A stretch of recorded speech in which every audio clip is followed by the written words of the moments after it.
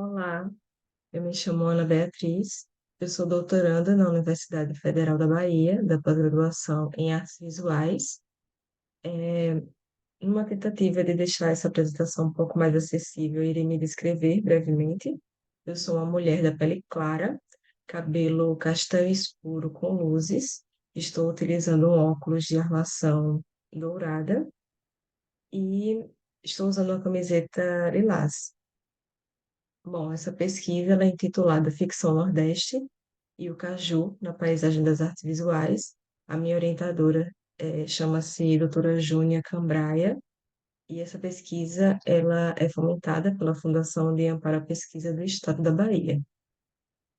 Inicio a apresentação com uma imagem do designer pernambucano, Aloysio Magalhães, porque ele é uma figura conhecida por atuar em diferentes frentes, né, diferentes papéis.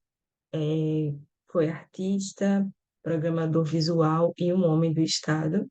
E como homem do Estado, ele trabalhou no processo de legitimação do fruto caju, quando ele dirigiu o Centro Nacional de Referência Cultural durante o golpe militar em 1964. E foi a partir desse trabalho, né, de legitimação do fruto que foi trabalhado um processo foi dentro do contexto, né, do nacional popular, nesse processo de legitimação, entendendo esse fruto como algo importante no histórico das práticas culturais e processos de sociabilidade. E questionamos como é que a repetição de elementos como o caju se propaga até a pintura contemporânea, né? E é um elemento que aparece em uma pintura dos anos 80, que é um foco, uma ênfase no meu trabalho de escrita da tese. Questionamos como é que esses elementos eles se retroalimentam, né? Quais são as memórias que a eles são atribuídas entre essa questão da região Nordeste e o nordestino. E questionamos também de que forma acentuam a paisagem de um determinado território e propõem relações identitárias nesse contexto. Temos como objetivo entender quais as narrativas possíveis a partir do histórico das paisagens imagéticas, com uma fruta constantemente representada em um histórico de práticas culturais, tendo em vista que o ser humano ele aprendeu a viver por imagens e perpetua enunciados discursivos compostos por ideologias pertinentes aos jogos de poder vigentes. Esse estudo está subdividido em três sessões e a primeira aborda a paisagem e a memória, perdão, na formação cultural. Nela, nós trabalhamos o contexto naturalista, né, da ideia de Nordeste, de um ponto de vista freiriano, né, como é que ele aparece nessas ideias de o que representa o Nordeste, quais são as cores do Nordeste, quais os principais símbolos do Nordeste.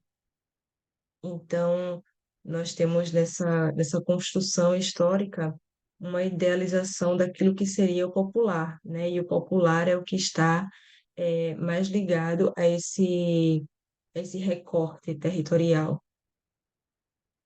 Na segunda sessão do estudo, nós intitulamos Paisagem como representação na ficção Nordeste e trabalhamos essa imagem como fenômeno nas construções sociais e expressões culturais, tendo em vista as relações, né, desse contexto entre o mundo e as perspectivas do sujeito.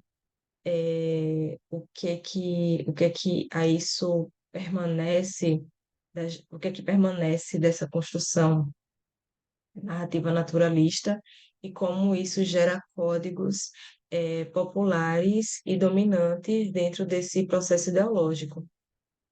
entendendo que essas imagens elas são cristalizadas na memória do sujeito. Então, por último, nós intitulamos a sessão O Caju como elemento identitário e cultural na pintura do Brasil, da pintura no Brasil, perdão, e mostramos, né, algumas dessas imagens. A primeira delas, essa pintura do Debré, com esses enunciados, né, e o trabalho dele que fez parte do processo de apresentação de acontecimentos oficiais para a corte. Então, o Caju aparece aqui em obras também de Tarsila do Amaral e de Cavalcante,